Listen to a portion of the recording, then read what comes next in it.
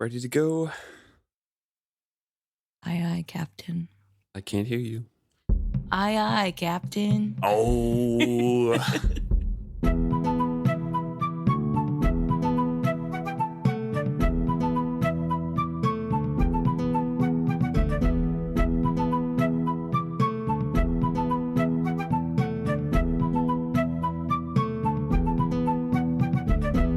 Welcome back to another episode of Is Fitz Happy? I'm Luke. And I'm Emma. And this week we're discussing Chapter 2 of Ship of Destiny, Traders and Traitors. Trader and Traitor. Traders and Traitors. It's hard. They do sound traders and traders. Yeah. We are with Ronica for the first time in this book.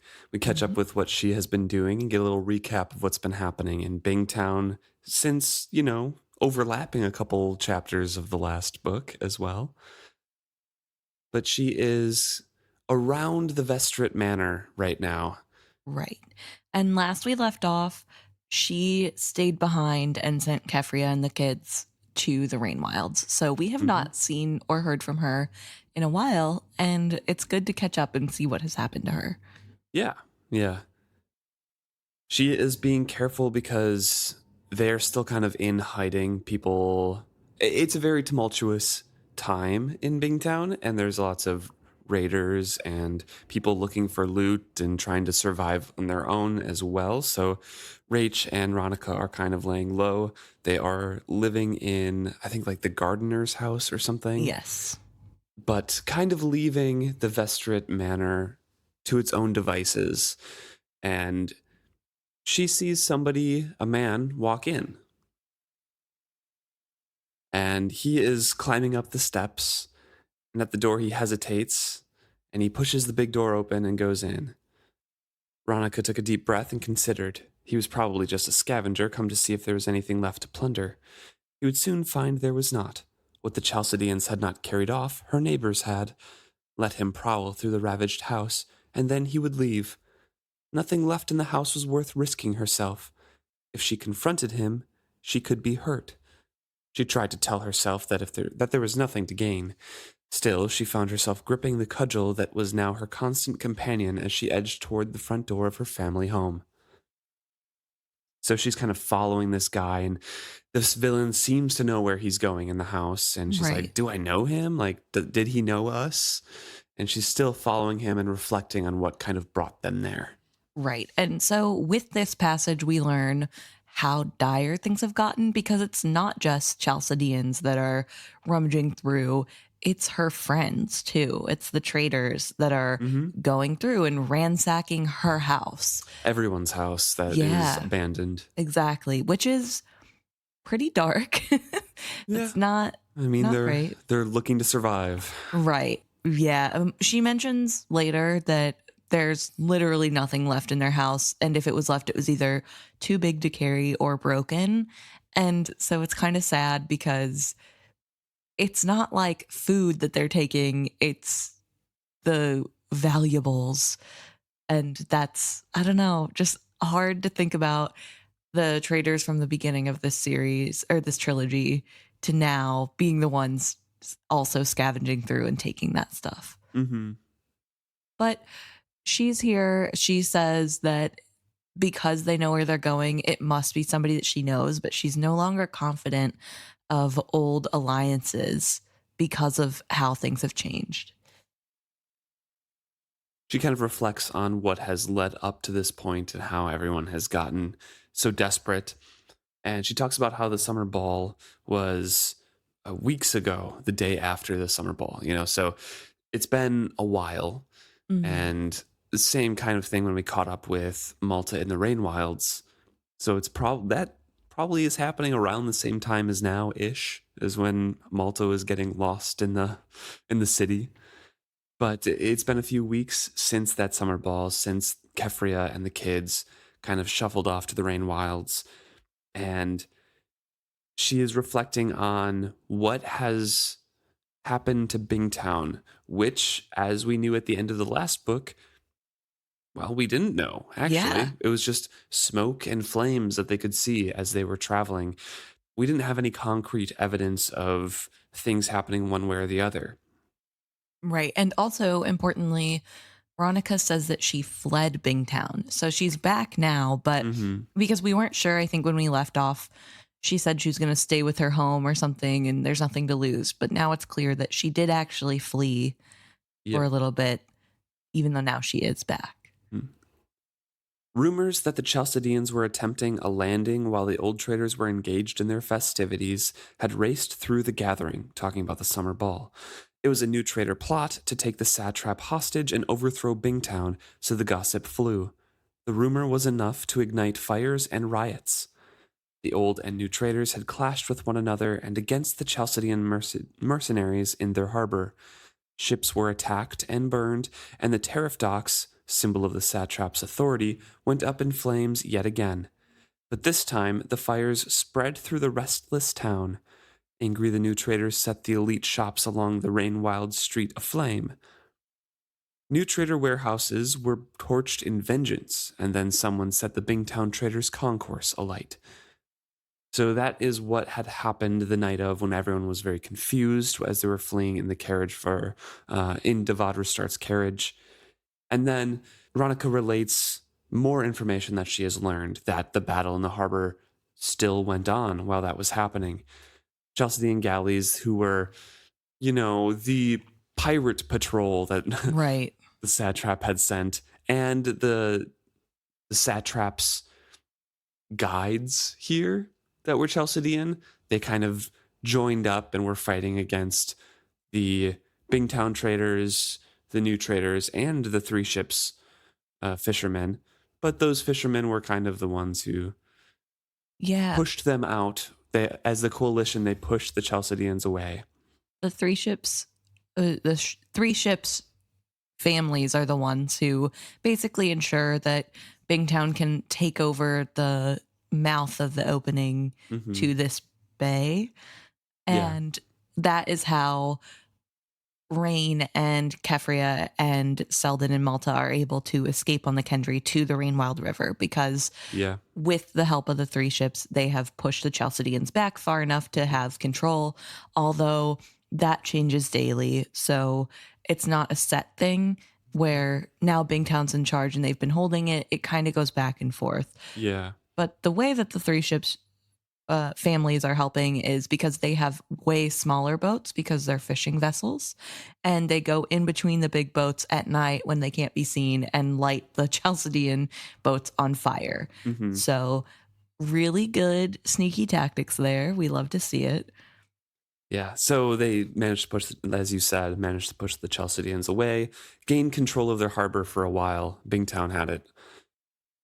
So they're just kind of in that place at the moment. Then she and Rache had hastily gathered clothing and food and set out for Inglesby Farm. That particular Vestrit family holding was far away from Bingtown and humble enough that Ronica believed that they would find safety there. Mhm. So she sends the kids on their way and then is going to flee herself. Remember, Ronica didn't want to abandon Bingtown. Right. She didn't want to leave it, but she's going to stay close, but still be, safe. Right. And it also mentions that she had secreted the family papers in a hiding place Ephraim had devised long ago.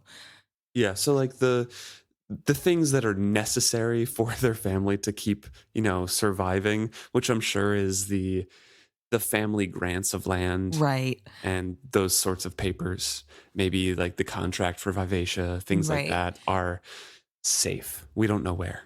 Yeah. So they are hidden, but everything else basically gets left behind.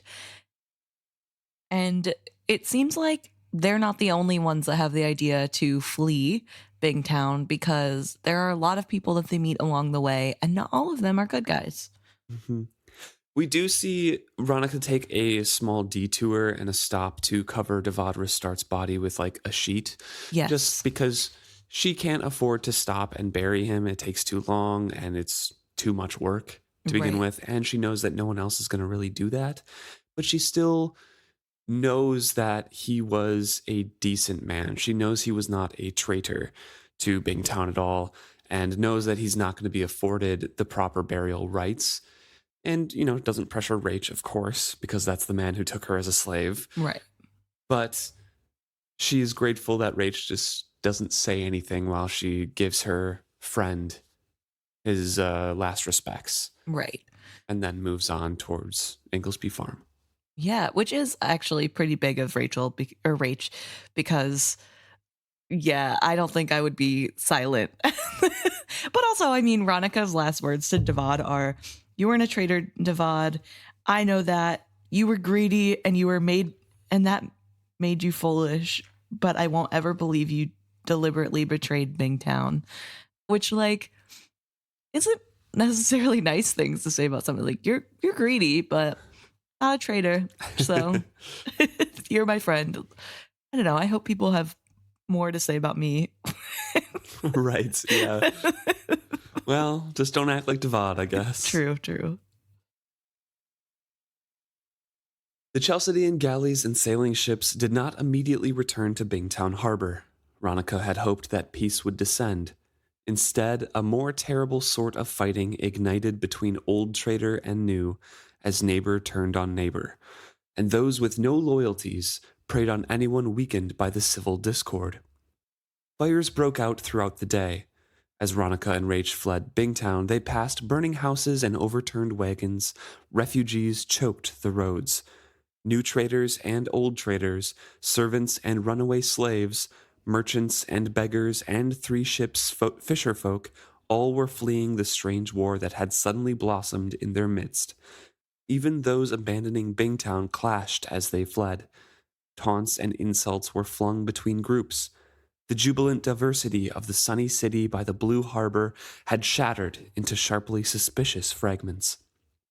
Their first night on the road, Ronica and Rache were robbed, their sacks of food spirited away as they slept.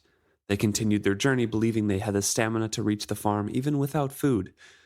Folk on the road told tales that the Chalcedeans had returned and that all of Bingtown was burning. In the early evening of the second day, several hooded young men accosted them and demanded their valuables. Ronica and Rache are both like, "We don't have anything." And the young men looked through their bags, threw them on the ground, and like, "Yeah, you don't." And then they bothered some man who had who had a cart and a bunch of chests to go through. And servants helping him. And the servants fled, of course. And the man was just there like, "Come on, guys, don't do this to me." Ronica wants to help him as well, and Rache kind of tugs on her arm and says, "There's nothing we can do. We must save our own lives." Right. So things are bad. Mm-hmm. But you can see Ronica still has that desire to help people in need and her fellow Bingtown people. Right. Rache's words were not true. The next morning proved that. They came upon the bodies of the tea shop woman and her daughter. Other fleeing folk were stepping around the bodies as they hurried past. Ronica could not. She paused to look into the woman's distorted face. She did not know her name, but recalled her tea stall in the great market. Her daughter had always served Ronica smilingly. They had not been traders, old or new, but humble folk who had come to the gleaming trade city and become a small part of Bingtown's diversity. Now they were dead. Chalcedeans had not killed these women. Bingtown folk had. That was the moment when Ronica turned around and returned to Bingtown. She could not explain it to Rache, and she had even encouraged the woman to go on to Inglesby without her. Even now, Ronica could not rationalize the decision. Perhaps it was nothing worse, is that nothing worse could happen to her than what had already happened. She returned to find her own home vandalized and ransacked. Even the discovery that someone had scratched traitors across the wall of Ephraim's study could stir no greater depth of distress in her. Bingtown as she knew it was gone, never to return. If it was all going to perish, perhaps it was best to end with it. Yet she was not a woman who simply surrendered. And so they set up in the gardener's hut and kind of returned to normal-ish. Yeah, they live off the land. Yeah. And yeah, just kind of hang out. It's really sad. I think this moment is really important, though, especially when she finds the tea shop woman and her daughter. Yeah. and realize and recognizes it's not the Chalcedeans that did that. Mm-hmm. That's her own people doing that. And this was an innocent person, as far as we know, that was just trying to get out of town. That sounded very insidious, like as far as we know. Well, I mean, This tea shop woman and her daughter had a ring of smuggling trade goods and pirated things that they stole from everybody else. No, They hired assassins to murder their competition in the market. No, but they could have been pro-slavery. They could have, like, you know, I don't know. I just they were innocent, as far as we know. It's hard because in these books it feels like nobody's truly innocent. So, so I didn't just want to be like blanket statement. They're definitely innocent. And then somebody's gonna write in and be like, well, there's that one scene when Althea's there and there's like they're beating somebody in the back, and I don't remember it at all. Like, yeah. So but yeah, it is very important to remember that about Ronica, that she has such loyalty to Bingtown and such empathy towards her neighbors and such a belief in the traditions and the hardworking people that have made up Bingtown that it's very, very, it breaks her heart to see this. Because this isn't Bingtown. This isn't the place that she knows. This isn't their values. This is wrong.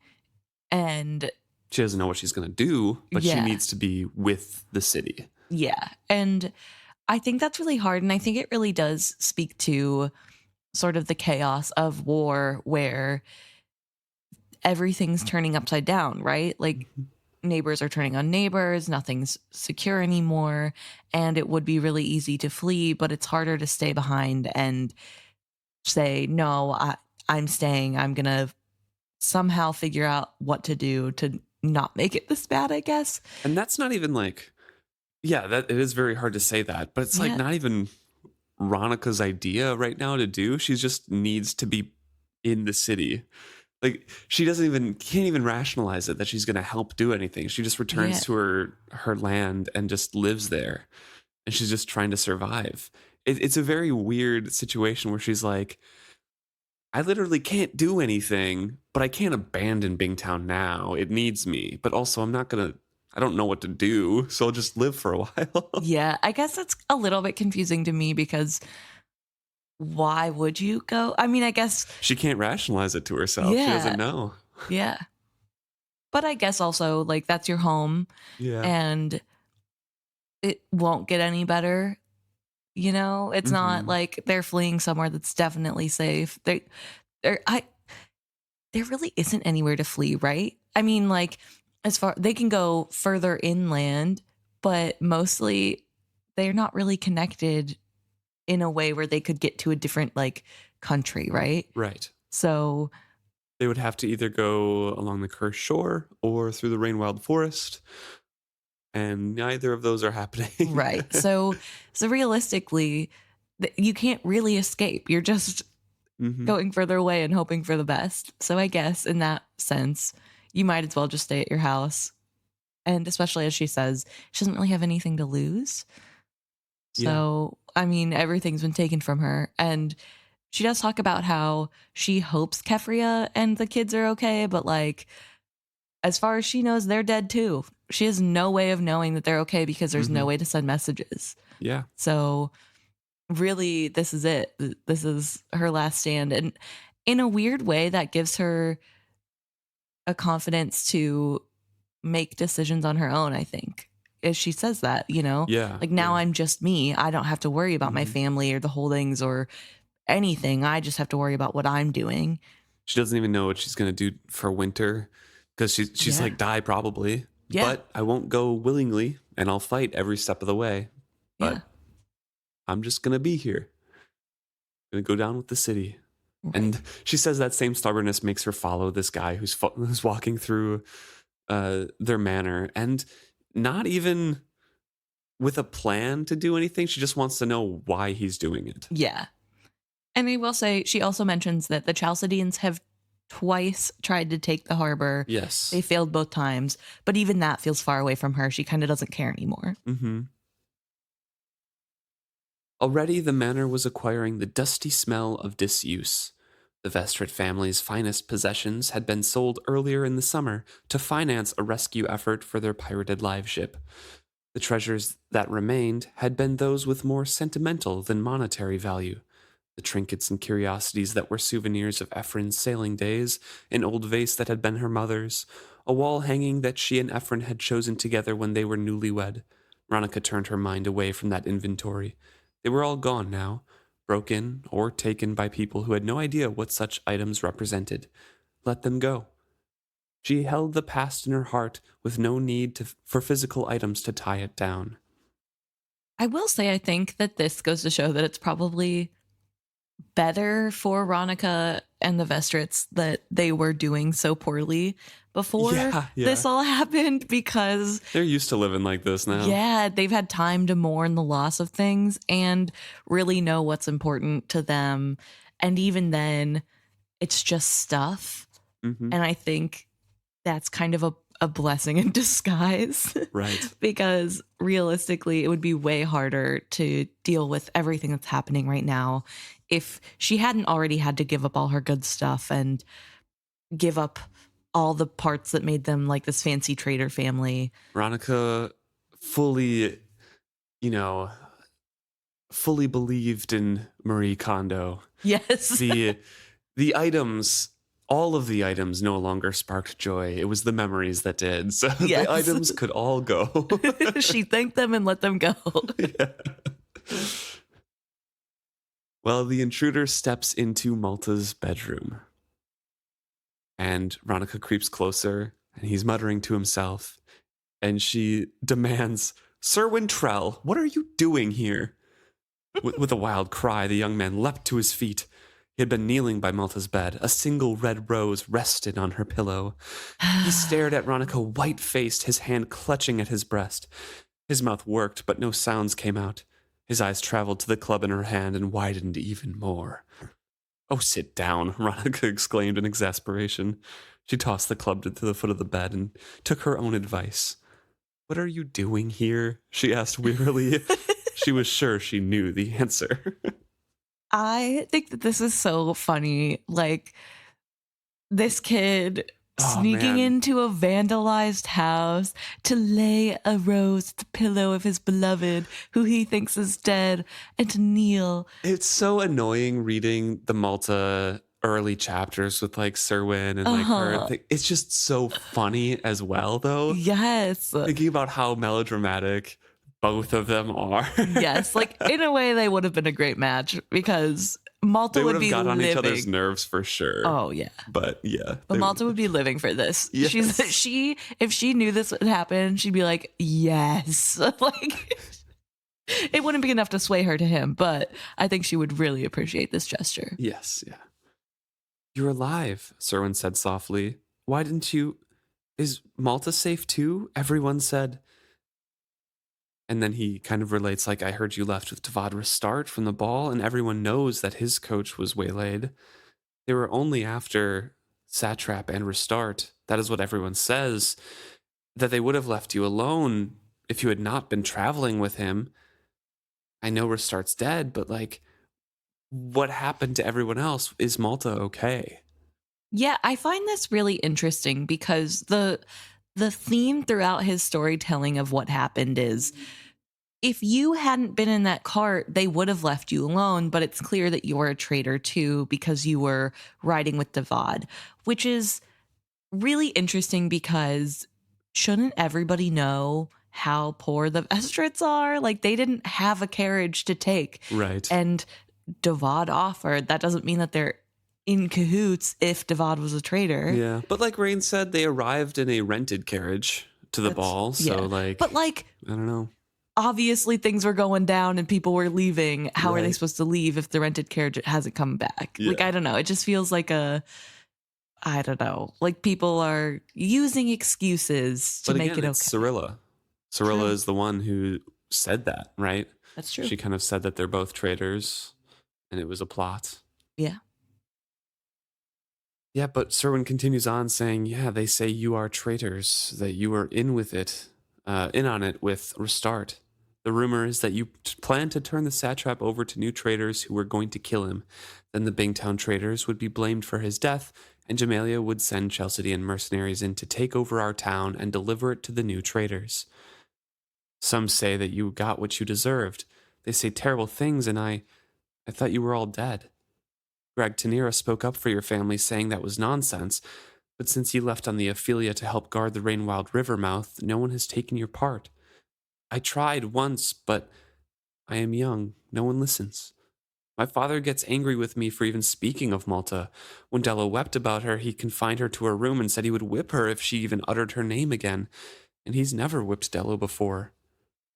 What is he afraid of? Ronica asked bluntly. That folk will label you as traitors for caring what became of your friends? Cerwin bobbed his head in a sudden nod. Father was not pleased when Ephraim took Brashen on after our family had disowned him. Then you made him captain of the Paragon and sent him off as if you actually believed he could save Vivacia. Father took it that you were trying to show us up, to prove that you straightened out the son he threw away. What utter nonsense, Ronica exclaimed in disgust. I did nothing of the kind. Brashen straightened himself out, and your father should be proud of him, not angry with the Vestrits over that. But I take it that he is satisfied to see us branded as traitors. Cerwin looked at the floor, ashamed. You're right, I'm afraid. But please, torment me no longer. Tell me, did Malta escape harm? Is she hiding here with you? So yeah, we learn a little bit more about Mr. Trell. Yeah, he's genuinely the He's worst, a big dick. worst person. Yeah, I was gonna say he's like the worst father we see. Although I don't know, because Kyle did brand his own son, so maybe it's a tie between Kyle and Mr. Trell. What even is his name? I don't know if we know it. Whatever. Yeah. But it's kind of ridiculous to be mad that your son is succeeding and like doing better for himself after you cut him off and kicked him out. Isn't that the hope whenever you take such drastic measures, like that they shape up? Right. Instead of like wallowing away? I don't know. That's just like a really devious thing to feel about your child, I feel. But hey, who knows? Ronica is sitting here thinking, like, how much do I entrust to this boy? Because I don't really trust him because he's just a boy, but also what I know can't really hurt him or anybody else if they know. So she says that when she last saw Malta, she was injured but alive, and now she's away. Small thanks to the men who attacked us and then left her for dead. She, her mother, and brother are hiding in a safe place. That is all I'm going to tell you. She didn't admit that she knew little more than that herself. And like you mentioned before, she doesn't have any news from them because it's impossible to get any messages. All she could do was trust to Saw that she had been merciful. Yeah, also, quick aside, that Saw there is used as a she, and that she has been merciful. I thought that was really interesting because it kind of reminded me of the conversation between Kefria and Janie about how Saw is both man and woman, and the woman's side of Saw is going to be merciful to your kids. Mm-hmm. So I found that really interesting that then we have Ronica hoping that the female side of Saw is merciful to her children too. It's mentioned earlier in the books that Saw is mostly, or at least maybe not mentioned, but it's kind of clear in the books that Saw is mentioned as a he from men mostly and a she from women mostly. Yeah. From the different perspectives. So anyway, I thought that was really interesting, and it was a little tiny callback to before. So Cerwin fervently thanks Ronica for that. He reached to touch the rose he had left on Malta's pillow. Thank you. Then he spoiled it by adding, at least I now can cling to hope. Ronica suppressed a grimace. She could see that Dello had not inherited all the melodramatic tendencies in the Trell family. She changed the subject firmly. Tell me what is happening in Bingtown now. I love that Ronica's like trying really hard not to roll her eyes at this young boy. Like, okay, kid. At least I can cling to hope now. Like, we're in the middle of a war. Let's back it up. Cerwin says that he doesn't know that much because his father has been keeping the whole family close to home. He still believes this will all blow past somehow, and then Bingtown will go on as before. He will be furious if he discovers I've slipped away. But I had to, you know? He clutched at his heart. Ugh.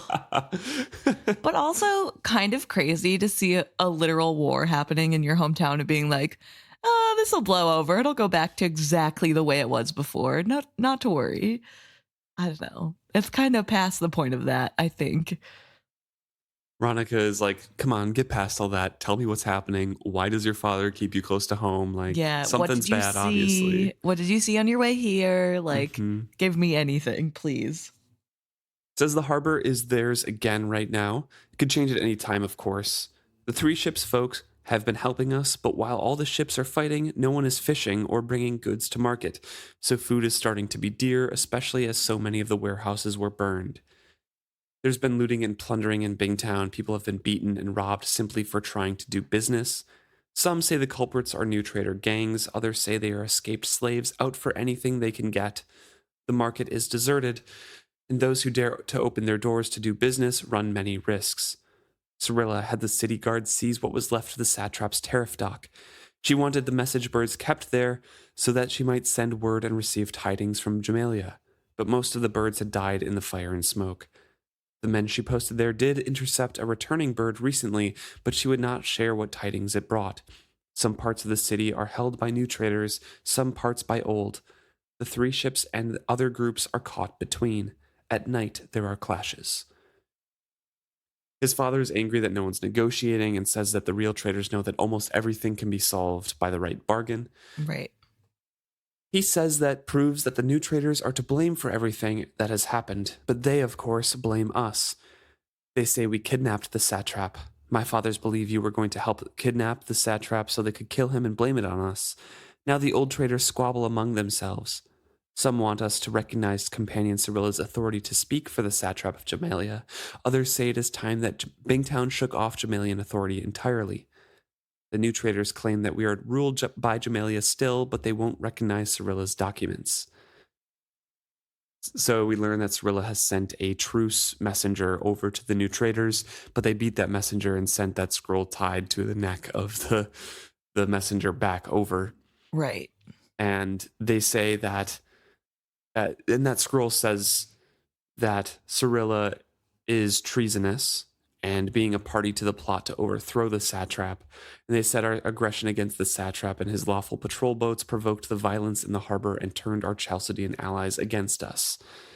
They threatened that when the time came and strength was on their side, they would show no mercy. I do want to quick say to that message, this again feels like the satrap when he's complaining to Malta and throwing a little fit of like, when we're back and I can be an authority, I'm going to punish you. Like, your life is in the hands of these people now. Why would you provoke them? But I guess it doesn't matter because, like Malta not doing anything to satrap, the old traders aren't going to do anything to the new traders to like make them sorry for. Well, they can't either because there's clashes. Fair. I mean, it's fully split. And honestly, in this paragraph, it just shows how much a mess Bingtown is. Yeah. Because both sides have valid points that are reality. Because yes, Serilla was part of the plot to overthrow the satrap. Yep. She did save his life, true, because she needed him alive to have power. Yep. But she was part of that plot. And yes, the the new traders are also on the bad side because they have ideas of what should have happened because they have links to Jamalia and the nobles in Jamalia. Right. So they know that there was a plot and they know that the plot was to, give Bingtown basically to the Chalcedeans. But they also believe the Chalcedeans are their allies. Right. And then the old traders are like, oh no, there wasn't a plot. We saved the satrap and everything like that. You guys are against the old satraps, Bingtown, whatever, Law, treaty. Yeah. And they're just very oblivious to all of the political machinations that are happening. Yeah. Yeah, I think that's the biggest thing that the old traders have to overcome is that they don't really understand the politics of it all, I guess. I Yeah. mean, in some ways they do, because obviously they're traders, they know something, Right. but they are kind of backwoods and don't understand what's happening in Jamalia right now. And they've kept Serilla as their leader, who is trying to obscure facts. Yes. And as we learn later, it does switch perspectives over to Serilla. She needs the new traders to believe in her because they believe in the satraps and Jamalia's dominance and leadership over Bingtown. Yes. And she needs that authority to remain in power. Yes. But she needs to lead the Bingtown traders over to that point of view without making it seem like they're capitulating to the new traders because the old traders hate that the new traders are there. Right. So she's in a tough position, but she's trying to play both sides to remain in power selfishly. Yeah. Yeah. And she's muddying the waters, which is clear because her name keeps popping up in this story that is being told by Cerwin, and she's hiding information. She's telling people things, but not giving any proof or backup to what she's saying. She's just kind of trying to order people around. And it seems that she's inflammatory with the new trader's side because they think she's a traitor. So why would they think she's a traitor? And that's kind of suspicious. It just isn't a good look. Right. In a way that she's probably not even aware of. But Ronica is kind of picking up on this through line of Serilla being involved in all of this. Mm-hmm. Cerwin continues on saying it's basically just a mess and not getting any better. Some of my friends want to arm themselves and simply drive the new traders into the sea. Road Karen says that we should kill any of them who won't leave. He says we must take back what they stole from us. Many of the traders' sons agree with him. They say that only when the new traders are gone can Bingtown go back to being Bingtown. Some say we should round up the new traders and give them a choice of leaving or death. Others talk of secret reprisals against those who dealt with the new traders and burning the new traders out to force them to leave. I've heard rumors that Karen and his friends go out a great deal at night. That is why my father tries to keep me close to home. He doesn't want me involved. I am not a coward, but I don't want to be involved. In that, you and your father are wise. Nothing will be resolved that way. It will only justify them in more violence against us. Bingtown will never be Bingtown again. When is the next Bingtown Council meeting? And this is where even more red flags pop up for Ronica because Cerwin shrugs and says they've not met at all since, this has begun, at least not formally. Several times the head of the council have been gathered with Serilla, but she has urged them to delay calling a meeting, which is, like you said, a pretty big red flag. Because she wishes to reconcile with the new traders and use her authority as the satrap's representative to restore peace. She wishes to treat with the Chalcedeans also. So she's taking up that leadership position over all of Bingtown. She wants to heal Bingtown and then also broker a treaty with the Chalcedeans. And not only that, but she's trying to take control of the old traders and their leaders by telling them what to do, which is a pretty big overstep because part of the deal is that the old traders get to have their own council, right? Like that was part of the original charter, is that they get to make their own laws or something. At least that's why they do it, I thought, but I don't know. Yeah, and Ronica thinks to herself, surely the sooner the council met and formulated a plan to restore order, the sooner the city could heal. Why would she oppose that? Tell me this, if you went to Serilla, or if I went to Serilla, do you think she would speak to me, or do you think they would kill me as a traitor? The young man looked at Ronica. I don't know. I no longer know what my own friends are capable of doing. He mentions that Trader Daw has been found hanged, and his wife and children have disappeared. Some say, a lot of different rumors about what had happened, but Cerwin is just kind of in turmoil. He doesn't know what people are capable of anymore because everything is a mess. And so Ronica is just like, do I take the chance? Right. And Trader Daw was the one who was friends with Restart. Yeah, with Devad. They were hand in hand whenever Restart's carriage was labeled traitor. Yeah. And then he kind of distanced himself from Devad after that. But he stood when Althea was at the Bingtown trader meeting, Yes. and she was talking about, Vivacia and all Hmm. that sort of stuff. Restart and Daub both stood up and spoke Right. against, inflaming anything against the satrap. Right. So, They were of a like mind yes. in that sense.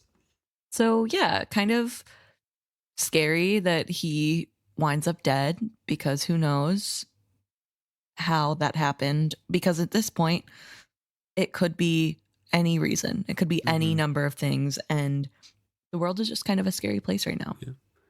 So Ronica sits and thinks. She's like, well, I could find another place to hide, Hmm. but winter's coming and I've already decided that I'm not going to die gracefully. So maybe confrontation is all that's left. Yeah. At least she would have the satisfaction of speaking her piece before someone killed her. She asks if Cerwin can carry a message to Serilla. Where is she staying? Cerwin replies that she's in Devad Restart's house.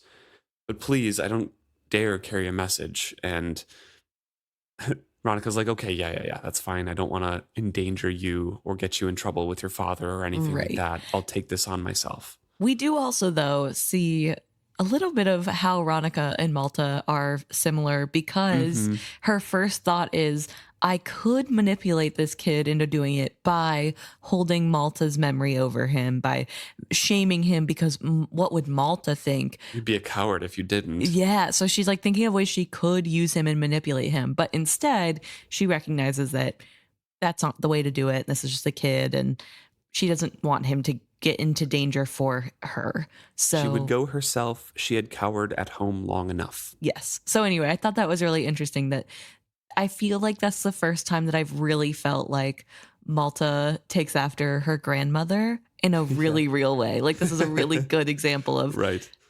yeah, I don't know. Go home, Cerwin, and stay there. Listen to your father.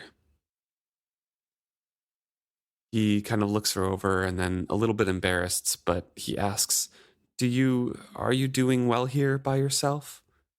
Have you enough to eat? I'm fine. Thank you for asking. She felt oddly touched by his concern. She looked down at her garden-stained hands and her dirt-caked nails. She restrained an impulse to put her hands behind her. He took a breath. Will you tell Malta that I came, that I was worried about her? I will, the next time I see her, but that may not be for quite a long time. Now go home. Obey your father after this. I am sure he has enough worries without you putting yourself in danger. He, he is more melodramatic, like, of course, but I had to come, Yeah. May I tell Dello also? And Ronica's like, oh god, Dello's the worst gossip in town, but what I told Cerwin won't hurt Malta in any way, so fine. Yeah, it won't put her in any danger.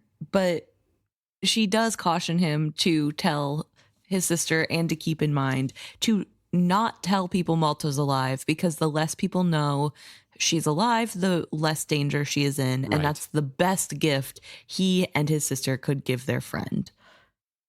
Of course, I see. He frowned dramatically. Well, farewell, Ronica Vestrit. It's so dramatic. I feel like he swished his cape as he said that. Yes, exactly. She kind of watches him go and just reflects on how it would be unthinkable that he would be in her room, just a couple months ago. Mm-hmm. And everything is kind of flipped upside down. All the rules that had governed her had fallen. For an instant, she felt as desolate and plundered as the room she stood in.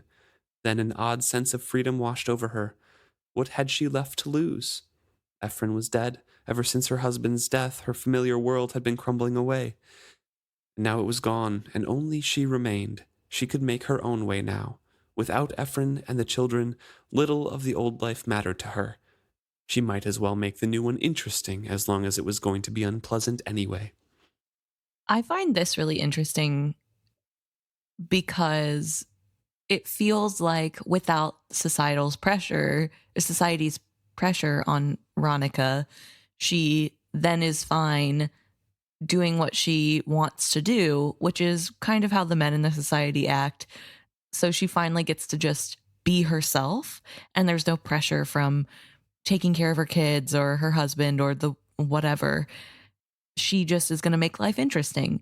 And it's like, oh, that's where Althea gets it. That's, Althea. But then also, this is the opposite side of the coin with Kefria, because we saw Kefria where she thinks she's lost everything and now she's kind of scared and thinking, who even am I anymore? And on the other side of that, we have Ronica saying, well, I guess I get to be me now. I'm going to be interesting and I'm going to do what I want. If it's going to be unpleasant anyway, I might as well make it interesting. Yeah. So I find that also very interesting to see the two sides of that coin of two mothers who feel that they have lost everything and how they have responded to that. So I don't know, maybe it comes with age a little bit too. But once again, where Kefria suffers in comparison to another character, it's just like every turn, Kefria is just kind of like dragged down a little bit more. Yeah, poor Kefria. We switch over to Serilla's point of view. Ronica just ends that by finding a little cracked jar of raspberry preserves or something, and it's like a nice little treat that everyone left. Yeah, she does mention that she's finally going to go through the house. Cherry preserve, sorry. Yes, she's going to go through the house and see.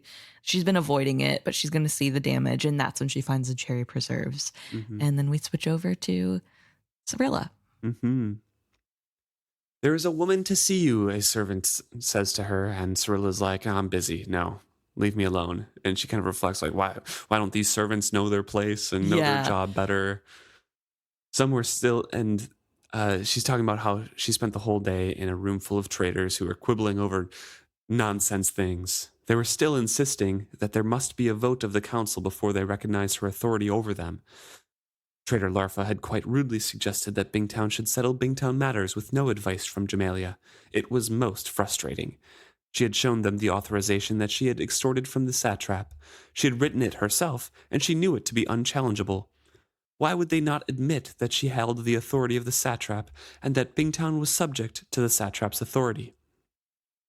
Because that's a very big sticking point. Yes. Because satrap has hated Bingtown for a long time and made their lives miserable for a long time. I feel like, as somebody who is supposed to be a scholar of Bingtown, it seems very odd to me that she wouldn't understand why they maybe wouldn't care. I think she does understand. She just doesn't want to because it doesn't suit her at this point. She knows and has admired their self-sufficient streak, their stubbornness, their ability to survive in any place, their tenacity, and then is kind of insulting them for that ability when she's here because it doesn't suit her narrative and what she needs out of them.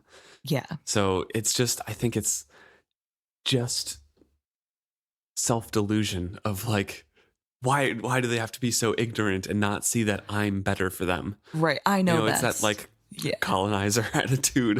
Actually, though, because she's coming in being like, I've studied your culture. I know it better than you do, and I can make it better. I'm from the city and I'm learned. Yes. Awful. I'm good. I'll be good for you. Yeah. Just trust me. Why do you need to do it your way? You don't need to vote me in. I'm just in charge now. It's yeah, I know your culture. I'll just usurp that and be over your ruling body. You can still do whatever you want to do, but I have the final say. But I have the final say, and I'm like basically the queen, so it's fine, right? Why won't they just let me do that? So she reflects about the same things that Ronica just learned, that Bingtown has been able to keep their harbor open, but it's at the expense of all the trade. And Serilla has good points here that Bingtown survives on trade. They need trade to survive for extra food and supplies, and the Chalcedeans know that as well, so the Chalcedeans can literally just choke them out. Yep. It's a siege now, really. They can still try to take back the harbor, but Chalcedeans can just siege them and wait for the city to die. She had asked of the council leaders, how could Bingtown stand up to the onslaught of a warlike country without Jamalian help? They replied that they had done it before and would do it again. But again, Serilla's like, you had Jamalia backing then. Yes. And they didn't have to contend with new traitors in their midst who might welcome a Chalcedean invasion. Right. So not only do they not have the backing of Jamelia this time, they also have infighting this time. Mm-hmm. So it's very different. And I think that's a really big issue that we see pop up over and over and over again with these old traders. They just want to bury their head in the sand and pretend nothing has changed. Yes. Everything is the same. If they keep on going, it'll work out. Mm-hmm. Nothing has changed. The rules haven't changed. World hasn't changed. We just keep on going the way we want to, and it'll turn out. It's, I don't know, annoying. And even the change that Road Karen wants to bring is basically kill everyone else and bring Bingtown back to what it was, so I inherit the power that my parents and ancestors had. Yeah, so still not reasonable or doable. I don't know. But Road Cairn does come up a lot in this chapter. He is the one who intercepted the bird message. Yes. And then we find out that there actually was a plot to kill the Satrap because it's what Serilla expected. Yeah. Yes. The message that was intercepted is from Jamelia, saying their outrage for the old traders killing the Satrap, and they'll be sending their might over, whatever. Yeah, the Jamelian fleet will arrive soon. Yes. And the bird could not have flown fast enough when everything went down to get there at that time, which means they sent it before it even happened. Whoever had sent the bird to Jamelia had expected that the Satrap would be murdered and that evidence would point to the old traders. So somebody sent a bird from Bingtown to Jamelia early. Right. And saying, like, the Satrap's dead, the old traders killed him. And then Jamelia sends this back. Like, yep, we're outraged. We're going to bring the Jamelian fleet. We're going to punish the traitorous old traders. That's smart, I guess. I assumed that nobody had sent a message to them. They were just sending one saying, oh, we've heard the news. It's so bad. Oh, no, because Cerwin Trell says it's a return bird. So it's a bird that lived in Bingtown. Okay. Yep. So somebody did send a message. Yeah, but early. Like way too early for it to happen. Probably a day before the summer ball or something. And remember, the old traders didn't kill the Satrap. Yeah, he's actually still alive. Well, nobody really knows that yet, I guess. Yes. Presumed dead in the rain wilds, but also no one really knows where he was. Yeah. The only question was how extensive the conspiracy was. Even if she could root out the source of it, she did not know if she could destroy it. If only Road Karen and his men had not been so hasty the night that they seized the Satrap. If Devad Restart and the Vestrits had survived, the truth might have been wrung from them. So Serilla is convinced that those two families were part of this conspiracy. Yeah. That they wanted, for some reason, the new traders and Jamelia to root out the old traders. Yeah, which is kind of odd to me. And I think odd that so many people it can make sense. Like it can make sense from an outsider perspective.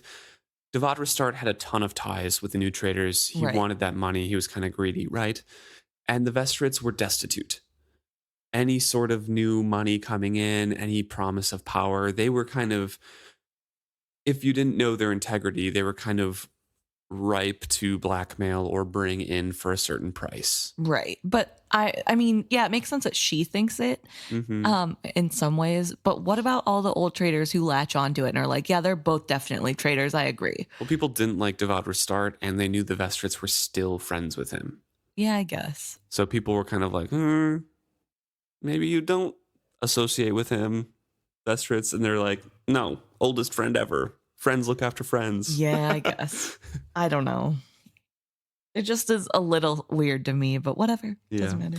Well, and then the whole thing of Kyle having slaves aboard his live ship too. True, like, actually. That's a good point. It's not very well liked. The family is not very well liked in the old trader circles at this point. Yeah, they have done a few things. Okay. Good point. She'd get no answers from either of them, though, because the Vestrits were missing and Devad Restart was dead. As far as she knows, the Vestrits are missing. Right. As they're There's another knock on her door. It's like, this woman wants to see you. Right. But she does mention that she's in Devaderstart's library. Yes. And she's found lots of really cool things here that are now hers. Everything is so provincial, but it makes me feel like I'm part of Bingtown now that I live here.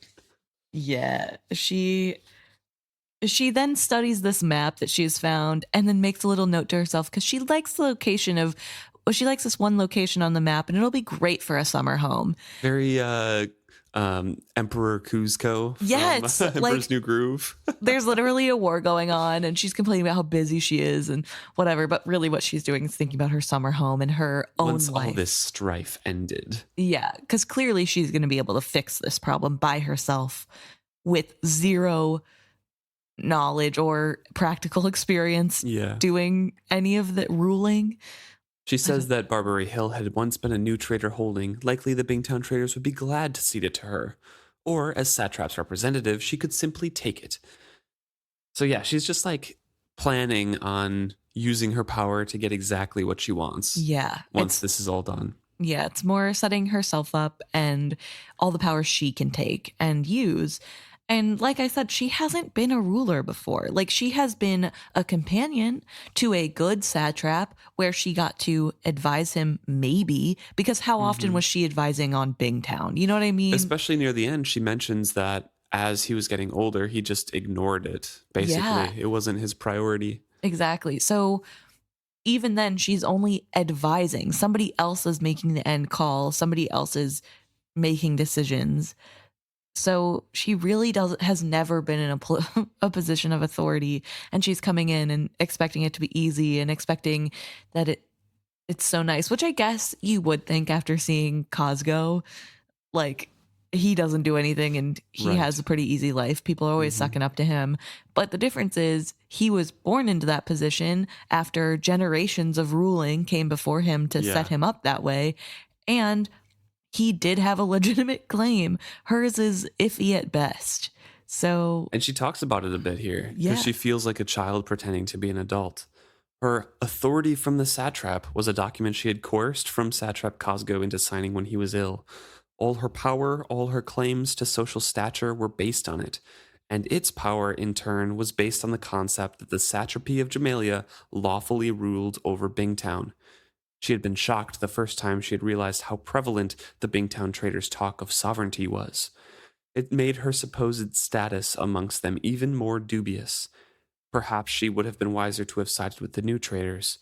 But no, for at least some of them realized that the Jamalia city nobles were trying to shake off the satrap's authority. If the satrap's power in the capital was questionable, how tenuous was it here, the satrapy's farthest province? So she's in a very tenuous position because some of the old traders do not want the satrapy's dominance over Bingtown. They want to throw that off and be independent.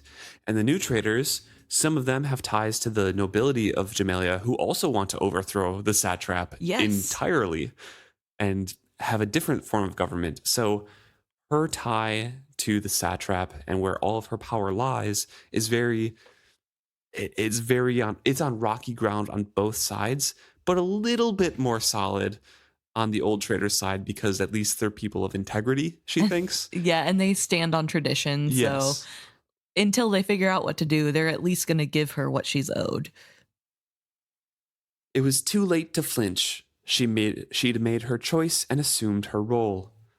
Now, her last best hope was to play it well. If she succeeded, Bingtown would be her home to the end of her days. That had been her dream ever since, as a young woman. She had heard that in Bingtown a woman could claim the same rights as a man. And yet, has she seen that? Has anything indicated to her that women are respected in that way in Bingtown? You know what I mean? Like, a little bit. I mean, there's trader women who speak up and do things too. But more so than Jamalia. I guess. I mean, I guess they attend the meetings, but I don't know. It's just like, you'd think after meeting with only men over and over again, she'd realize that it's not this like matriarchal dreamland. Well, she doesn't say that she's only meeting with men. She just says it's a stuffy room full of traitors. Oh, I guess. Good point. Yeah. Good point. And before that, when Devad was still alive and they were bringing people over, a lot of those traitors were women as well. Okay. Actually, yeah, that's a good point. So different. I don't know. It's probably more dominated by men, for sure, because of the Chalcedes' influence seeping in. But, women still have a voice. Yeah. And they can still be the traitors of their family. Right. And I guess with the, people fighting right now in the live ships, it probably is a lot more women speaking for their families, because when the men are gone, the women speak for their family. They have the vote. Right. So... yeah. And I guess Kefria's the traitor for her family. So interesting. I don't know. But it's just, I don't know. I guess I'm just really frustrated, and it feels like Serilla is such a greedy character. And I was trying to think about this. We know she's been through trauma, and that has made this exponentially worse. Right. She's trying to get control. Yes. She wants that control and that sense of control and security so that nothing like what happened on the ship can happen to her again. Yeah. Which is totally understandable. However, I was trying to think back, and I feel like we can a little bit see the seeds of Serilla being somebody who is greedy, who wants more than she's entitled to, I guess, or feels entitled. She's very entitled. Even if we look back to her back in Jamalia before anything happened to her. Right? Because she thinks that she deserves to go on this trip alone before any of this happens. She thinks that she knows more than Cosgo, which, to be fair, she does. Right. But she feels that way simply because she reads books and he doesn't. And Cosgo can't be that dumb. You know what I mean? He is by all accounts, including the fools, he was an incredibly intelligent child. Yeah. He learned extremely well, but as soon as he became a young teenager and learned about vices, he just stagnated. Right. So he is smart. Yeah. He is devious. He's been raised to be the leader of an empire, basically. Yes. So she looks down on him, and while it is easy to see why, it's kind of short-sighted of her because he isn't as dumb as she pretends he is. And that's before anything has happened to her to make her personality kind of worse and cling on to these parts of her personality that weren't great before. But I did want to point out that I think especially here, when she's being so greedy, when it's so greasy and grimy and what can I get out of this? This is about me, in the middle of people's lives being lost, and she's putting off potential peace to make sure that she gains power. Right. I think while we should acknowledge that a lot of this stems from the trauma that she has encountered. It's just amplified by that. Yeah. It's also probably how she would have acted even without the trauma. Right. That's kind of just who she is. She's very, I'm better than everyone. That's her vibe. So she's kind of reflecting on how tenuous her position is here. But she has to keep going on. She made her choice. She's in her role. And she wants to claim that life that she's always wanted. Right. And mind you, with the talks of the summer house, she's now thinking about the house she's currently in, and how once all this settles down, she's going to redecorate, and she loves the room she's in. She's grown to love the rustic style. It makes her feel more part of Bingtown. She survived. She's adapted. Yeah, but she's definitely going to take away all the old detailings because she does want, it to look a little bit better. And she's planning this room and how she's going to redecorate it. Once again, thinking about herself and how she's going to profit, and how this is definitely her home that she definitely has earned. And she wiggles her toes in her slippers, remarks that they were Kiki's, and she wonders if Kiki's feet are cold right now, but no doubt the Rainwild traders were taking good care of their noble hostages. She did not restrain her smile of satisfaction. Even in small servings, revenge was sweet. The satrap probably had not yet discerned that she had arranged his snatching.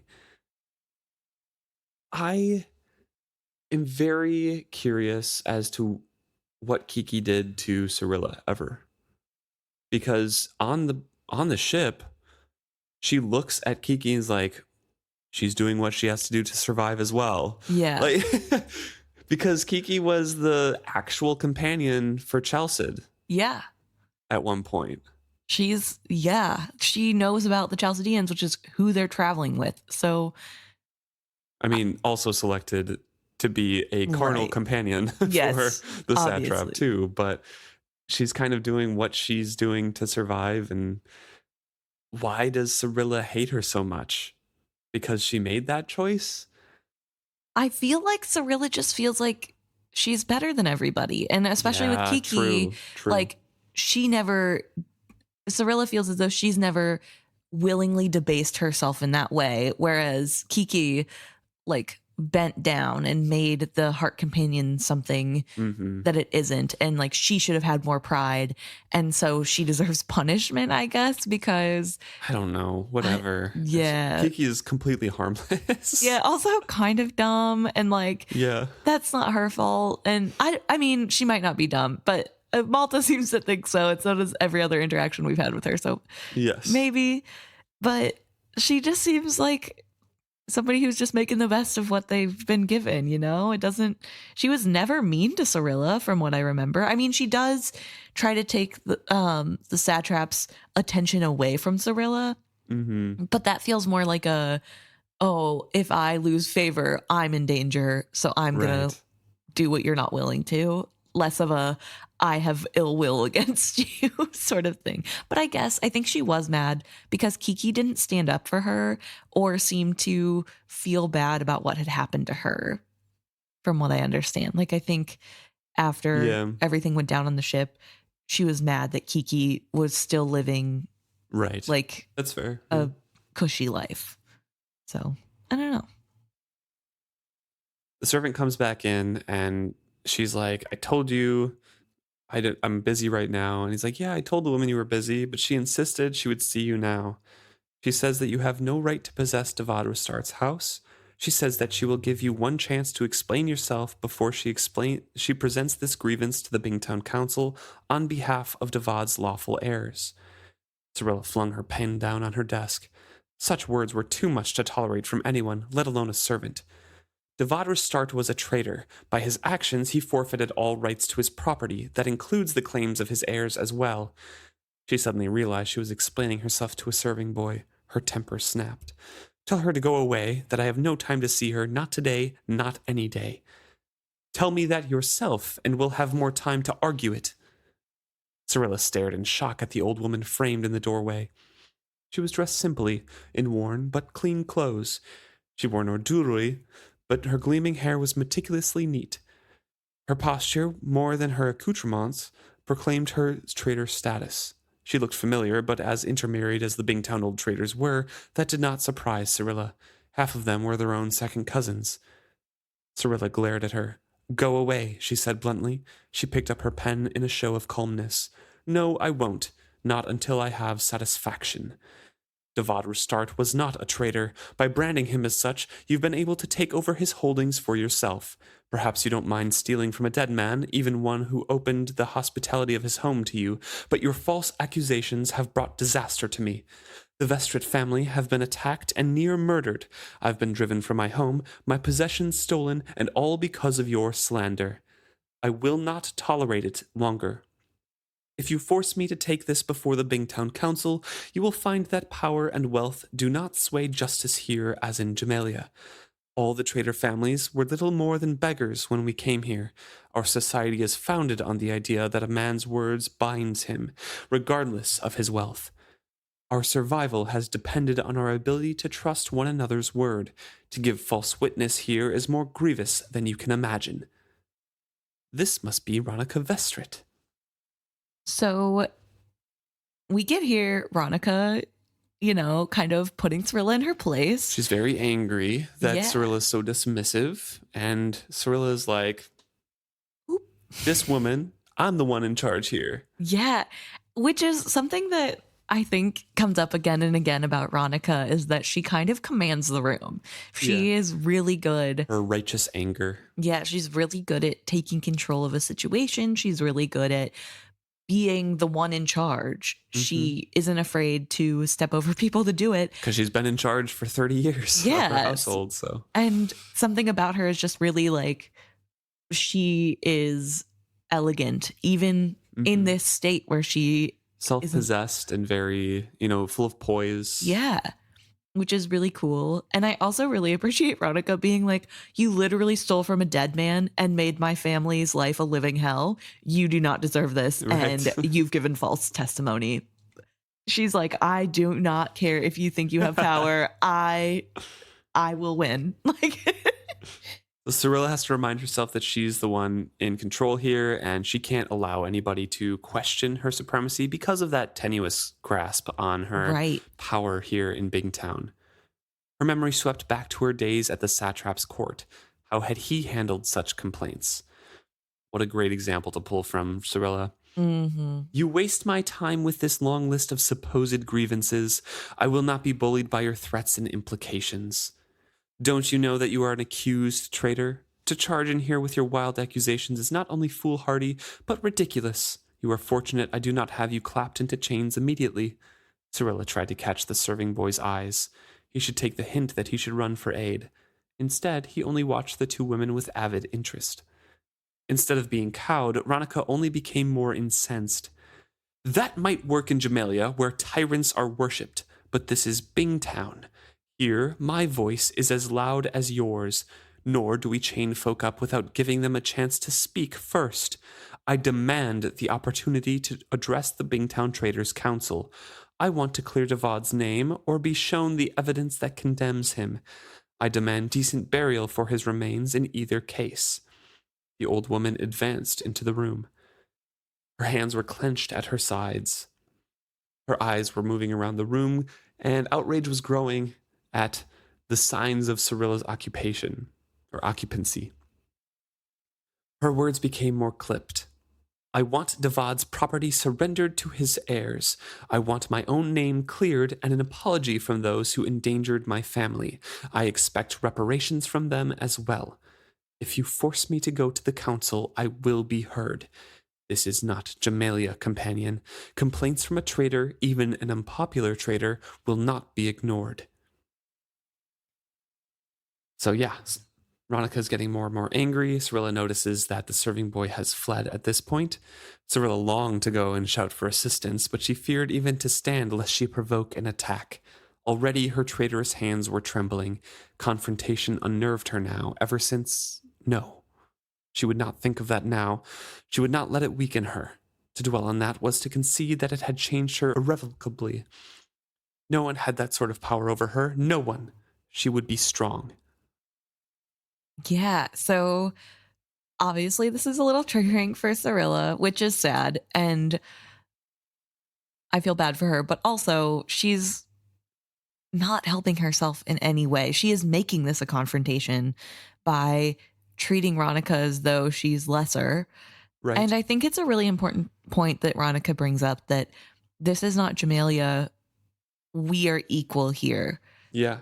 And that's, I think, Serilla's biggest downfall, is that she It's keeps something that she hopes for too. She's just Yeah. like, oh, I love how women can take the same place as men. And then she complains about the servant, about how egalitarian everyone treats each other. And then she complains about Ronica also doing the same thing. Yeah. And I think especially because she continues to do these things where she's like, I need to make sure that I put myself in charge. Like, I need to be in charge of everyone. That's why she's not getting anywhere. She doesn't want to be equal. She wants to be in the man's place, in power over everyone else. Yes. And I feel as though if she could just be okay with equal power to the Traitors, it would work out so much better for her. She would actually probably get a lot of the things that she wants. But instead, she's insistent in digging her heels in that she's above them and that she gets to make their rules for them. And that's the biggest issue, I think. So, I don't know. I think that's a very good... it gets to the heart of what is wrong. And she doesn't like being told.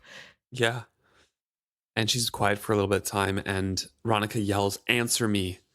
I am Ronica Vestrit of the Bingtown Traders. Who are you to do all this stuff?" And that's the one question that Serilla has been repeating to herself in the mirrors and practicing and rehearsing, so she can answer that. I am Serilla, vowed companion to Satrap Cosgo. More than that, I am his representative here in Bingtown. I have the signed documents to prove it, documents that the Satrap created specifically to deal with this situation. While he is in hiding for his personal safety, my word holds the same force as his. My decisions are what his would be, and my rulings are as bindings. I myself have investigated the matter of Devad Restart's treachery and have found him guilty of treason. Under Jamalian law, all he owned is forfeit to the throne.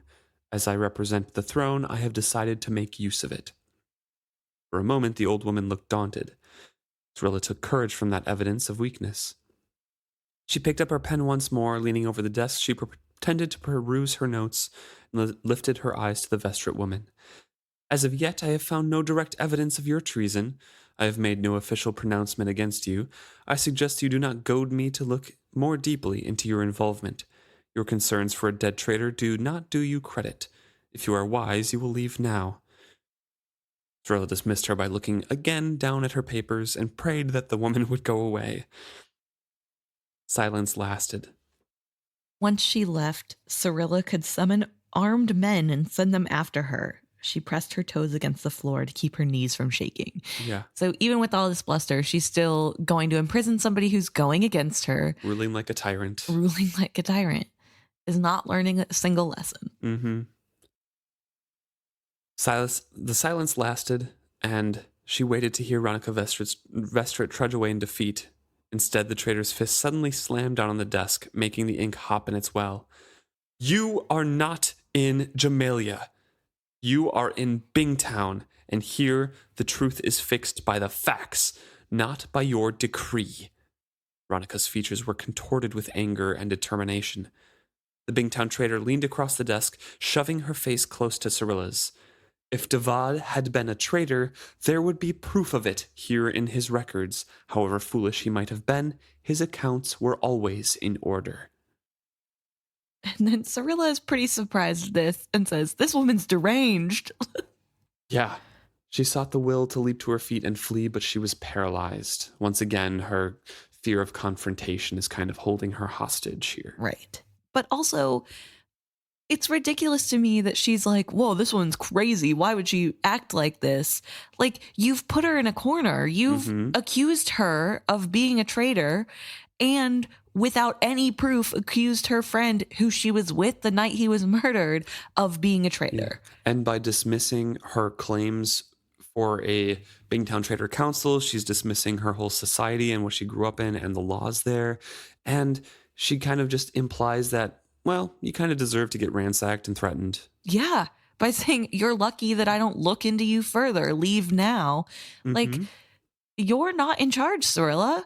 And that's the point. That's why Ronica's so angry. And it's just really frustrating to read. But also, I just don't see how Serilla is doing this thinking, yeah, this is going to get her. Right. But I guess it worked for Cosgo. Yeah. And so why wouldn't it work for her? Because she's in charge now. But she isn't in charge. Yeah. And she can't seem to grasp that. The serving boy is back with several old traders behind him, and Serilla is almost tearful with relief. Restrain her, she implored them. She threatens me. Ronica swiveled her head to look back at the men. For their part, they seemed shocked into immobility. Ronica straightened slowly, turning her back on Serilla. Her voice was cold with courtesy as she greeted them by their names. Trader Drur, Trader Conry, Trader Devochet. I am glad to see you here. Perhaps now my questions will be answered. The expressions that passed over the traders' faces told Serilla that her situation had not improved. Shock and guilt were quickly masked with polite concern. Only Trader Devochet stared at her. Ronica Vestrit? He asked incredulously, but I thought...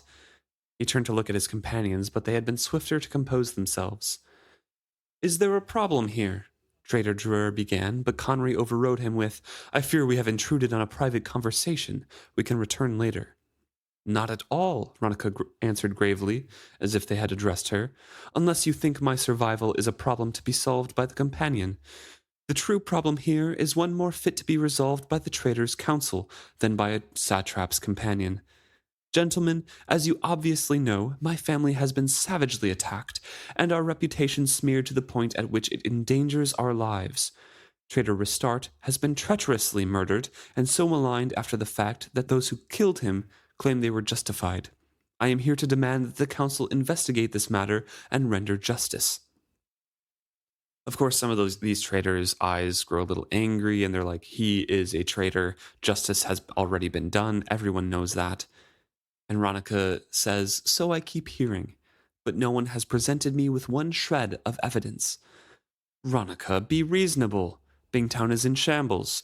We are in the midst of a civil war. The council has no time to convene on private matters. It must. Murder is not a private matter. The council must answer the complaints of any Bingtown traitor. That was why the council was formed, to see that regardless of wealth or poor fortune, justice was available to every traitor. That is what I demand. I believe Devad was killed and my family attacked on the basis of a rumor. That is not justice, that is murder and assault. Furthermore, while you believe that the culprit has been punished, I believe the true traitors go free. I don't know what became of the satrap. However, this woman seems to, by her own admission. I know he was taken by force that night.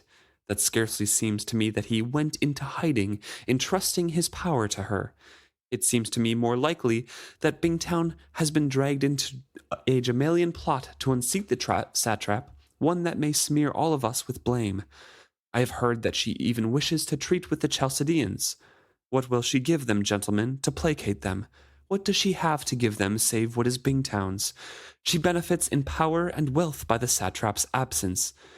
Have some traitors been tricked into kidnapping the satrap for this woman's own ends? If such is the case, she has led them into treason. Is not a matter for the council to judge if it will not consider Devad Restart's murder?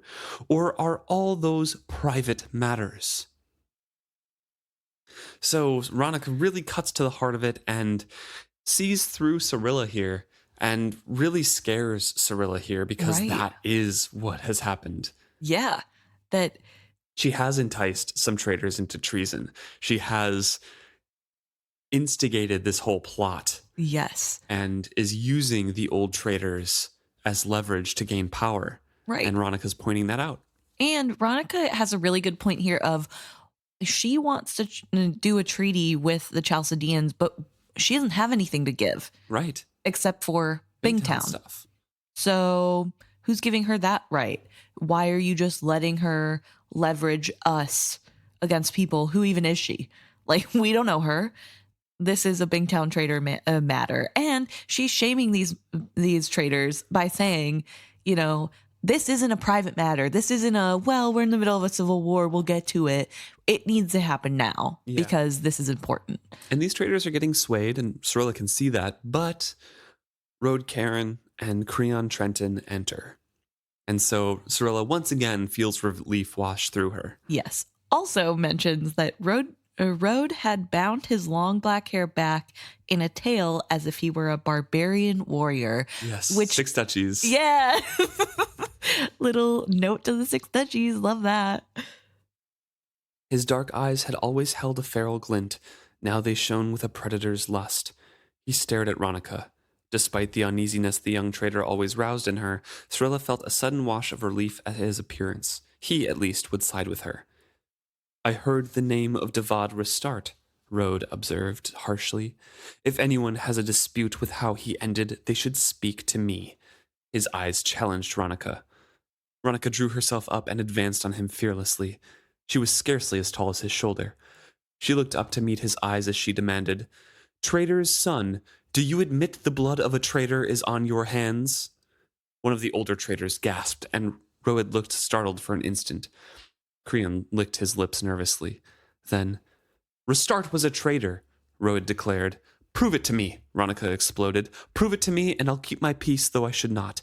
Traitor or not, what was done to Devad was murder, not justice. But more importantly, gentlemen, I suggest you prove it to yourselves. Devad Restart is not the traitor who planned the abduction of a satrap. He had no need to abduct a man who was guesting in his home. In believing that Devad was a traitor, and that you have destroyed a plot by killing him, you cripple yourself. Whoever is behind your plot, if there ever was a plot, is still alive and free to do mischief. Perhaps you were manipulated into doing exactly what you say you feared, kidnapping the satrap to bring the wrath of Jamelia down on Bingtown. She struggled, then forced calm into her voice. I know Devad was not a traitor, but he may have been a dupe. A sly man like Devad could become the victim of someone slyer still. I suggest you go through Devad's papers carefully and ask yourself who was using him. Ask yourself the question that underlies every traitor's actions. Who profited? Ronica looks around. Recall all you knew of Devad. Did he ever strike a bargain in which his profit was not certain? Did he ever place himself in physical danger? He was a social blunderer, a man close to being a pariah to both old traders and new. Is that the man with the charisma and expertise to engineer a plot against the most powerful man in the world? She jerked her head disdainfully in Serilla's direction. Ask the companion who fed her the information that led to her assumptions. Match those names against those bargaining through Devad, and you may have a starting place for your suspicions. When you have answers, you can find me at my home. Unless, of course, Trader Cairn's son thinks murdering me as well would be the tidiest way to resolve this. Ronica turned abruptly. Sword straight and unsmiling, she faced Roed. Ronica's whole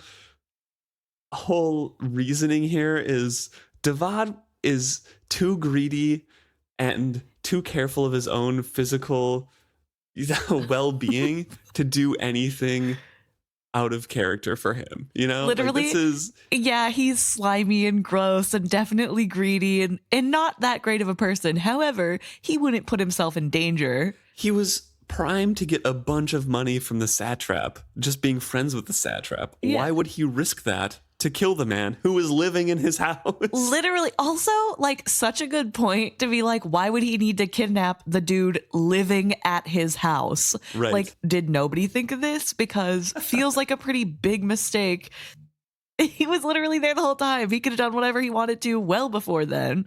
But I don't know. So good on Ronica for pointing out the holes in the story. I love how she also addresses Roed as Trader's son the whole time, too. Uh-huh. Just indicating, you're not a full trader yet, my guy. Sit down, kid. And he's kind of flustered a little bit. He's like, no one intended for him to die there. He was thrown from the carriage. And Ronica's like, yeah, your intentions don't matter because Malta almost died, but she lived and she remembers your remarks. Ooh. She saw you, she heard you, and she lived. Small thanks to any of you. Traitors, sons, I believe you have much to think on this evening. Good night to you. And she walks out. I love her. I just love her. She's so good. She really put everybody in their place. And she did it by sticking to her integrity and using the truth by saying, where is the reasoning behind your actions? And I love that she also pointed out, why don't you talk to the companion and figure out where she got that information from to begin with? Yeah. How did she know that was going to happen? And match up those names with who is paying, or treating with Devad. Uh-huh. And she keeps being like, if there even was a plot. Yeah. I love her so much. So good. Ronica is a little bit wrong on some of those points, True. Obviously, but she is standing up for what she believes and actually pushing this forward into a place of arbitration rather than Serilla grabbing all the power. Right. Which also, again, unclear why Serilla is so confident that Devad and Ronica were in on this thing. Well, but I think she believes that the Vestrits knew of something, weren't necessarily traitors themselves. She declared Devad a traitor. Right. But since the Vestrits were an iffy part of it, she's like, maybe. But why did she think Devad was a traitor? You know what I mean? I don't know. What about him gave off competent enough to be a traitor? Convenient for her. Yeah, I guess. She just wants the house. Yeah. But also, it would fit in with the plot, True. right? We killed the traitor who was kidnapping him and spirited him away to be safe or something, Fair. Yeah. Serilla thinks back to the first thing that she said to the traders when they walked in, restrain her, she's going to hurt me or something, and cringes at it a little bit because Ronica was so self-possessed and poised during that whole conversation. Yeah. But she has to defend her words. So she says, That woman is not in her right mind. I truly believe she would have done me harm if you had not arrived when you did. It might be best if she were contained somehow for her own safety. I can't believe the rest of her family also survived, Krian began in a nervous voice, but shut up, Road Karen ordered him. He scowled about the room. I agree with the companion. Ronica Vestrit is crazy. She talks of petitioning the council and murder trials and judgments. How can she think that such rules apply during war? In these days, strong men must act. Basically saying, like, if we had waited, none of this would have happened. If we would have just waited for the council, we would still be discussing at council before Right. going to war. But also, that's kind of the point, right? Well, he says that Bingtown would now be in Chalcedean hands if we had waited. But So, yes, sometimes actions are necessary. right. But I it's gross to me that he's like, who cares that murder's happening? It's war. That's not a great outlook to have, first Right, of yeah. all. Second of all, murder shouldn't be excused at any point. Like, that should be not a thing that happens unless it's like self-defense last resort sort of deal, not like a I'm killing people because I can and it's war, which is the vibe he's giving off. Mhm. Like, why should I be held responsible for all the people I've murdered? It's war. Okay. And Road also continues on this rant saying, We saved Bingtown. I regret that Restart and the Vestrit women were entangled in the capture of the Satrap, but they made the decision to get in the coach with him. Capture? Trader Drew raised an eyebrow. I was told we had intervened to prevent the new traders from kidnapping him. Road Karen did not blanch. You know what I mean. So a couple little slips there, and it kind of fits in with what Ronica was saying, that companion Serilla seems to know what has happened with the Satrap. Yep. And the other traders saying, I know what we intended, but somehow it was why we came here tonight. My friends and I fear that in trying to save Bingtown, we have placed it on a path to destruction of its very heart. Road's face went dark with anger. And I come to say that those of us young enough to be the beating of that heart know that we have not gone far enough. You long to treat with the new traders, don't you, Drur? Even though they have already spat upon a truce offer. You would bargain away my birthright for the sake of a comfortable old age for yourself. While your daughter may sit home and tat while the men are dying in the streets of Bingtown, she may allow you to crawl cravenly to those upstart newcomers and dicker away our rights for the sake of peace, but we shall not. What would come next? Would you give her to the Chalcedeans to buy peace with them? And honestly, like, I don't blame Road for how angry and passionate he is about a lot of this. Right. It's still coming from a misguided place of youth and a desire to kind of retain the status quo.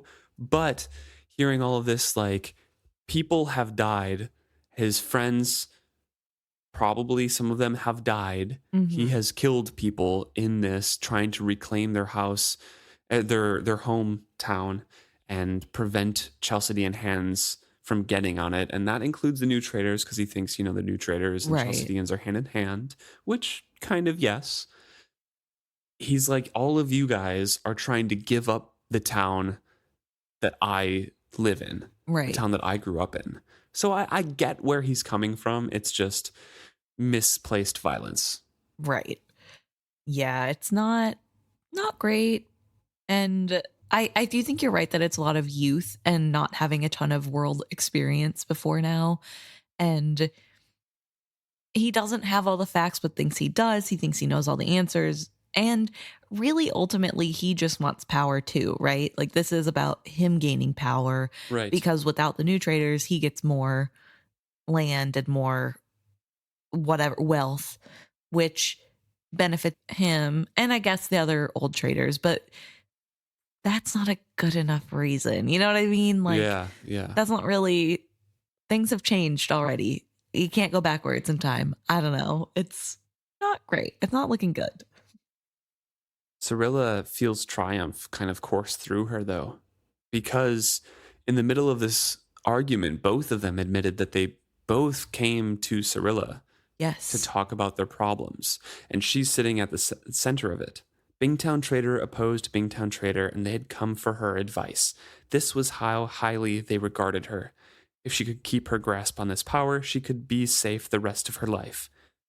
So carefully now, go carefully. Yeah. And that's kind of the heart of what she wants. To Right. be safe the rest of her life and be in power. Yes. And it is a good point. I mean, instead of talking amongst themselves, they're going to her for counsel, which does put her above them. So Right. Yeah. even though she's been complaining and we've been talking about how that's not how things work here, it kind of is turning into that. And she's been kind of successfully carving out power for herself. Yeah. She lies to them. I knew this moment would come, and navigates through the conversation, making promises to both sides, basically saying, you know, you must come to see yourselves as a whole if you want to fight against the Chalcedeans, right? Yeah. And to Rhodes saying, I don't mean give up what's rightfully yours. However, if you are not careful, you may still lose all of what you have by failing to realize that times have changed. Bingtown is no longer a backwater.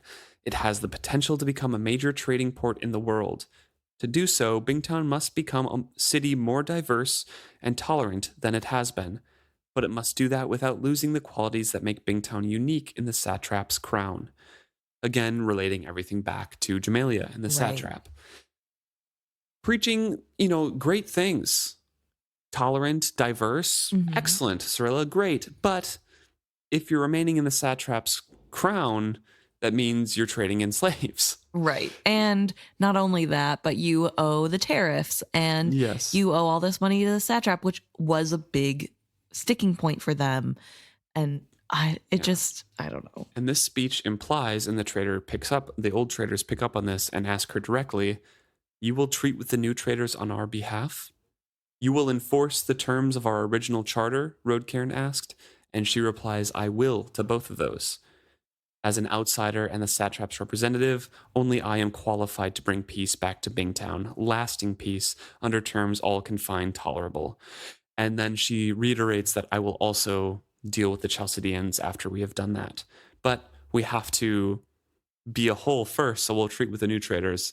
And I'll get the new traders to agree to the original terms, which is like no land ever given to anyone else. She does mention that she's kind of just speaking out of her butt at this point. Like she's not really. She's getting them on her side. Yeah, like she's not really thinking before she's speaking. She's just kind of speaking, and that's pretty evident in these grandeur promises and stating that she's the only one with power. She's the only one that can do it. You have to trust me. Yeah. You have to give me that power.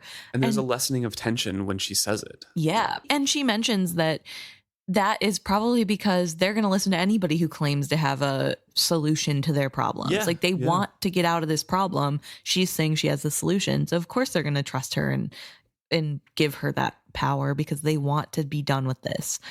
And then she also makes mention that the Pearl Throne will not tolerate such an insult from the Chalcedeans. Yeah, if they attack a possession of the Pearl Throne. Which I find really interesting because, as we know, she has that letter that says that the Jamailians are on their way to help the Chalcedeans take over Bingtown. And, it doesn't necessarily say help the Chalcedeans. It just says to punish the traitorous old traders. Right. So, not great. Right, That's going to potentially bite her in the butt.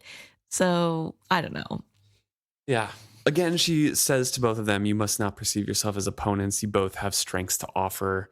The elders know the history, a bunch of negotiating stuff, and the younger generation knows that their future relies on the original charter. And they have the tenacity of youth. Yes, you must stand united in this time of trouble to honor the past and provide for the future.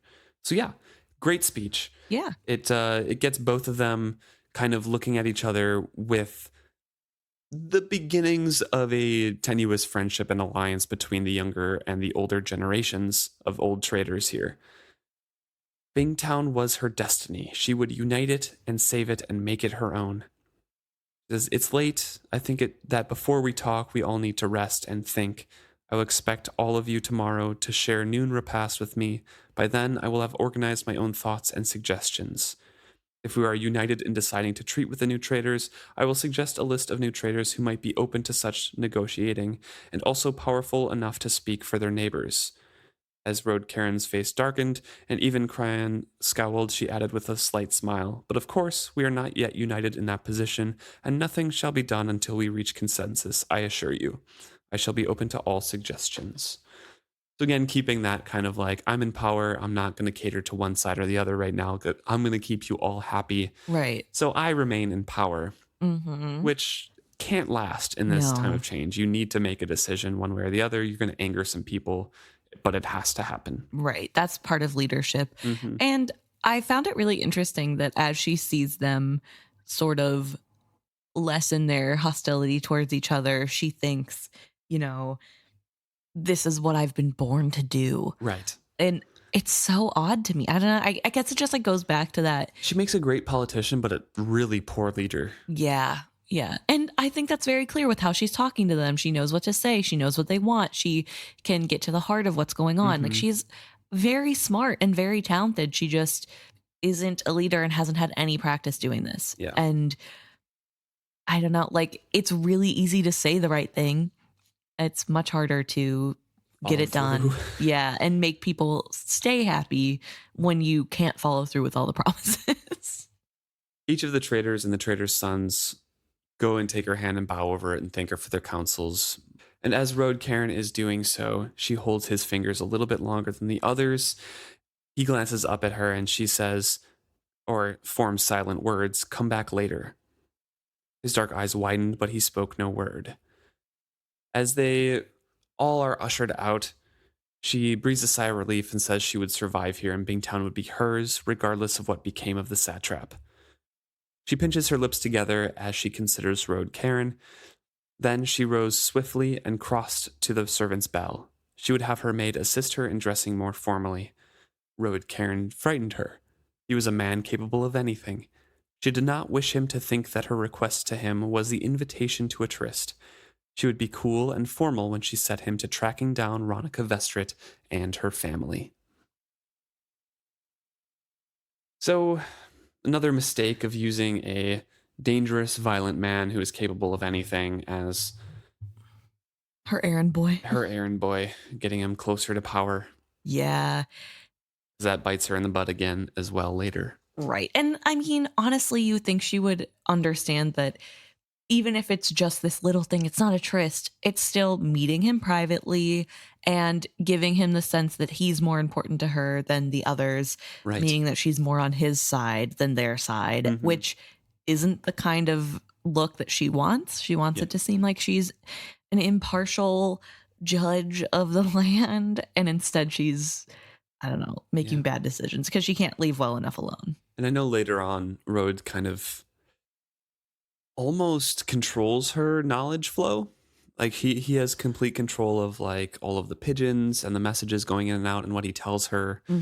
And she's once again kind of being controlled later on. Yeah, it's not great. And, you know, I don't know. It's hard that she's reaching out to a man that frightens her in that way. Right. And I feel like it's probably stemming. I mean, obviously, I'm not a professional and I don't know anything. But from my own reading, it feels as though it's coming from a place of if I can control him, Right. then it's taking over control of what's happened to me. And like, I can't be afraid of these kinds of men my whole life. So I'm going to take control in my own hands, which backfires. And it's because it's not. First of all, she's not going about it in a smart way, but she's also not going about it in like a mentally healthy way. Right. So it just isn't, it's just not setting herself up for success, which is not great. Well, we caught up with a lot of characters here. A lot of situations, well, not a lot of characters, but a lot of goings-ons in Bingtown. And we got to find out what has been happening since Kefria and the kids have been in the Rain Wilds and what happened after the we get details. The big night. Yeah, which is big. I think, once again, I think this is a really good example of the here's what you missed wrapped nicely into information that we didn't already know. Right. So it didn't feel as tedious to read all the stuff that you just got done reading in the last book that you finished. But it is a really good stepping stone to continue in the future to say, you know, yeah, this happened, but here's the deeper of what happened. So thanks so much for tuning in. Yeah. And if you have thoughts about, you know, the new characters introduced in this chapter here, or Ronica's position, or Emma just flexing right now and showing how strong she is. Nobody could see that but you. Please let us know at isfitshappy@gmail.com, or you can message us on any of our social medias. We're at Facebook, Instagram, Twitter, Threads, and YouTube. Yeah. Let us know your thoughts, and let us know what you got going on in your life. We love hearing it. Yeah. Love hearing from you guys. See you next week.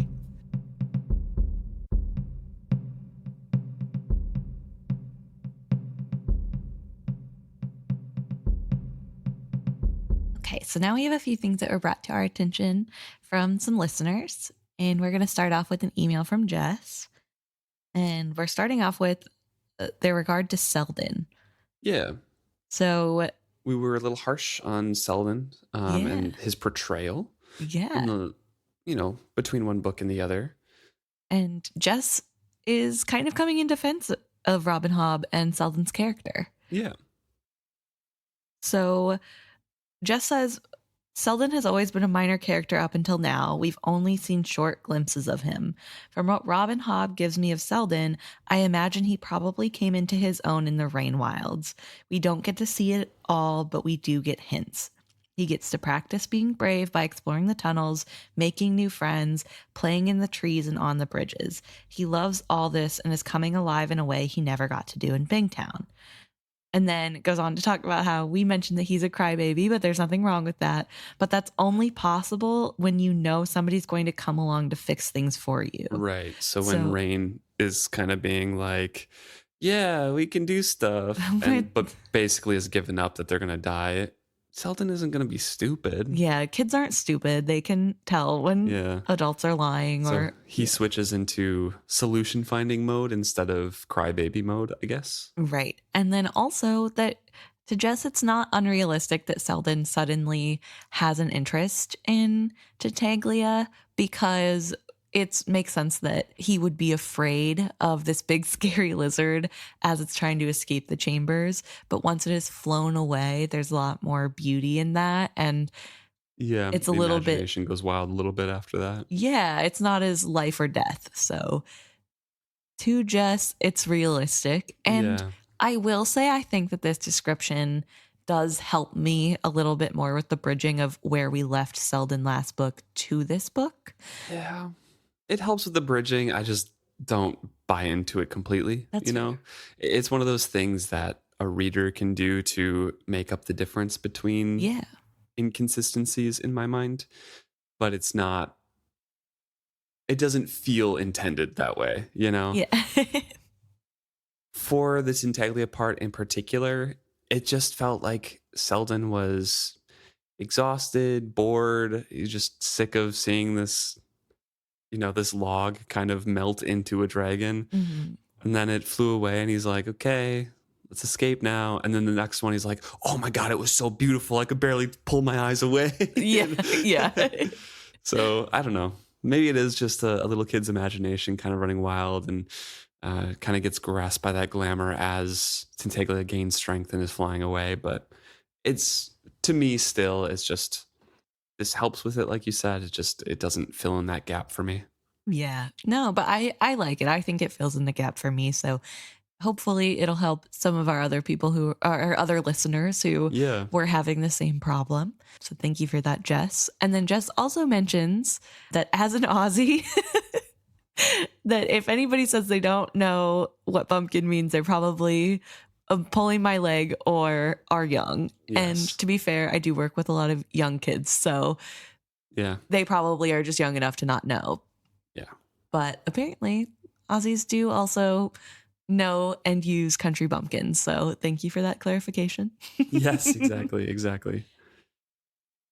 And we also had some more mention about bumpkin and our conversation around that on Facebook. Irene left a message talking about how they were trying to translate it or find an equivalent in Italian for themselves. And they listed a couple words that I'm not even going to try to pronounce, but more that mean like provincial or countryman or once we got into explaining a little bit more, maybe a little bit more of the negative connotation words. Yeah. But honestly, provincial kind of works. Yeah, In my I feel opinion. like, yeah, bumpkin isn't really, or like country bumpkin isn't necessarily a negative, but it's not a positive either. I wouldn't be insulted if someone called me that. I'd be like, why'd you call me that, though? Yeah. I mean, I personally would be like, yeah, you're probably right. But I also grew up on a farm. So like, I don't know. It would not hurt my feelings as much as like being called a hick would. Yeah. But yeah, apparently we're helping Irene with gaining more vocabulary, Yes, which is fun. So honestly, I think provincial is, a pretty good equivalent. Yeah. So yeah. So thank you, Jess and Irene and everybody else who writes in. It's always good to hear from you guys, and it's nice to hear your thoughts on the things that we discuss here in the podcast.